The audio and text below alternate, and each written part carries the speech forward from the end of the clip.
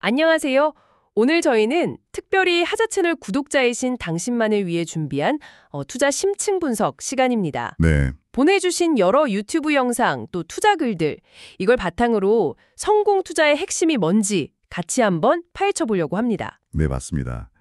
이게 단순히 정보 요약만 하는 건 아니고요. 이 자료들 전체를 좀 꿰뚫는 그런 실질적인 지혜를 찾아서요. 아, 실질적인 지혜. 네, 당신의 투자 여정에 바로 적용할 수 있게 돕는 게 저희 목표입니다. 꾸준히 성과 내는 분들의 공통점을 좀 보죠. 좋습니다. 그럼 첫 번째로요. 여러 자료에서 진짜 공통적으로 나오는 얘기가 그 투자에 임하는 마음가짐인 것 같아요. 마음가짐이요? 네. 이효석 아카데미 영상 보니까 어중간한 태도로는 절대 장기적인 성공 어렵다. 뭐 40년, 50년 이렇게 길게 보면 투자 전문가가 되겠다. 이런 각오가 필요하다. 이렇게 말하더라고요. 근데 이게 좀 너무 막연하게 들릴 수도 있지 않을까요? 그렇죠. 현실적인 질문인데요. 여기서 말하는 전문가가 꼭 뭐 금융 자격증 따라 이런 의미는 아닐 겁니다. 제 생각에는요. 아, 그런 건 아니고요. 네. 그보다는 차갑든지 뜨겁든지 알아. 이런 비유처럼요. 너무 얕은 지식으로 시장에 발만 살짝 담그는 게 아니라 네네. 모든 특정 분야든 투자 철학이든 깊이 파고들어서 뭐랄까 자신만의 확실한 강점, 이걸 만들라는 의미에 더 가까울 거예요. 그 촌장 이야기처럼요. 아, 그 비유. 네. 처음엔 좀 두려워도 일단 부딪혀보고 나중에는 아쉬움 없을 만큼, 후회 없을 만큼 깊이 몰입하는 그런 자세, 이게 필요하다는 거죠. 왜냐하면 운 좋게 잠깐 번 돈은요, 결국 시장이 다시 가져가거든요. 그렇군요. 전문가 수준의 몰입. 아, 근데 그렇게 깊이 몰입하기 전에요. 또 다른 영상에서는 투자의 시작이 종목 고르는 게 아니라고. 네, 그럼 뭔가요? 위기 대비부터 해야 한다. 이렇게 강조해서 되게 인상 깊었어요. 위기는 반드시 온다고요. 아, 맞아요. 그 점 정말 중요합니다. 진짜 투자의 제일 원칙은 잃지 않는 것, 그러니까 살아남는 거잖아요. 그렇죠. 생존. 네. 위기 속에서 어떻게든 살아남아야 다음 기회를 잡죠. 그래서 구체적인 첫걸음으로 포트폴리오에 숨쉴 구멍을 만들라. 숨 쉴 구멍이요? 네. 다시 말하면 언제든 쓸 수 있는 현금성 자산. 이걸 꼭 확보하라는 조언이 있었죠. 모든 자산이 다 묶여서 하락장에 그냥 속수무책으로 당하는 것, 이건 피해야 한다는 겁니다. 아, 그러고 보니 월급.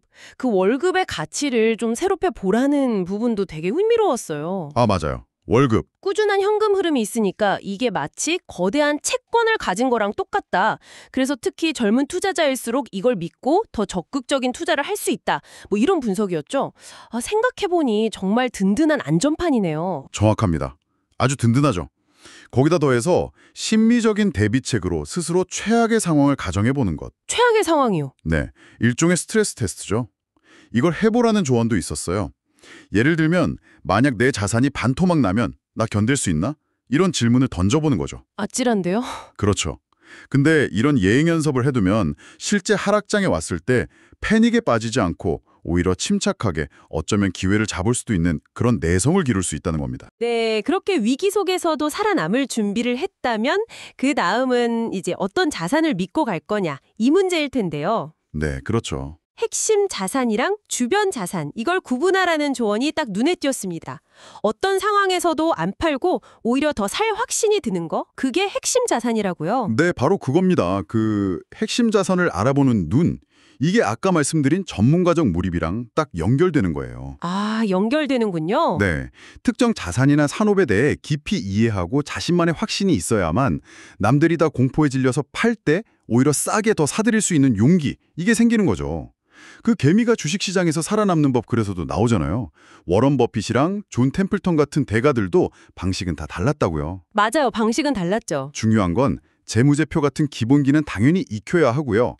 거기에 실제 경험을 더해서 자신한테 맞는 투자 스타일, 또 원칙, 이걸 찾아 나서는 과정 자체가 중요하다는 겁니다. 아, 그 개미글에 나온 A기업 예시도 재밌었어요.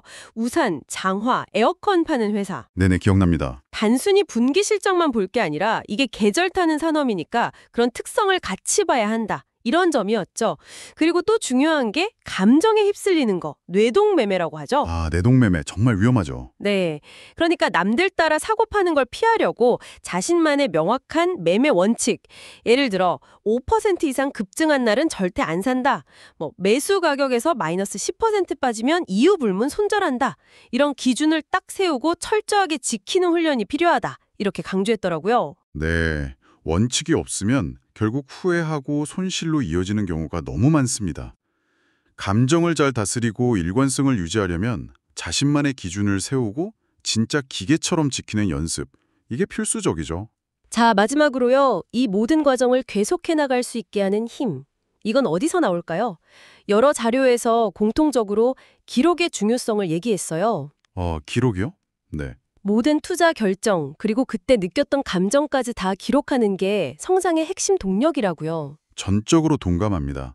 아르테 팁스 채널에서 워런 버핏의 그 덱스터 슈즈 투자 실패 사례 분석한 것처럼요. 네, 봤습니다. 실패는 그냥 덮어둘 게 아니거든요. 철저히 분석해서 교훈을 얻어야 할 정말 소중한 자산입니다. 내가 왜 실패했지? 뭐 정보가 부족했나? 가치 평가를 잘못했나? 아니면 그냥 감정에 휘둘렸나?